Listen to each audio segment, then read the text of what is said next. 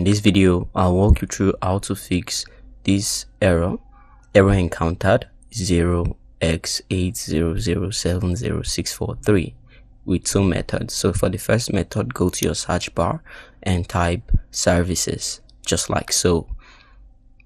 Then you should click on it. Now once you're here, you want to go ahead and scroll down until you see Windows Event Collector. So go ahead and click on it and make sure you set it to automatic. Then go ahead and apply. Then start.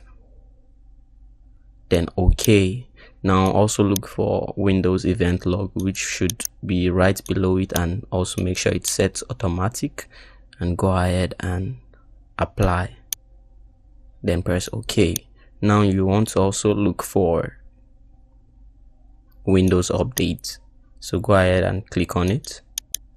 Then set it to automatic. Then apply. You can choose to stop it. Then start it. That's just to refresh it, and click OK. So that's for the first method. Go ahead and restart your computer PC. Now for the second method, go to your search bar and type cmd, that's the command prompt, and run as administrator. Okay, so now you want to go ahead and get all this text from the description and copy it, then go there, edit and paste. So you want to repeat that for the rest. Copy, edit, paste and enter. So repeat the same thing. With the power of editing, you just gotta speed it up.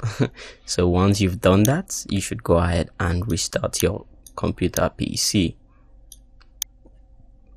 Okay, so now let's see if the error is solved. And that's how you fix it. Thanks for watching. If you find this video helpful, kindly like and subscribe. Also check the video description. There I'll provide you with other methods you can use to solve the issue. See you in the next one. Peace.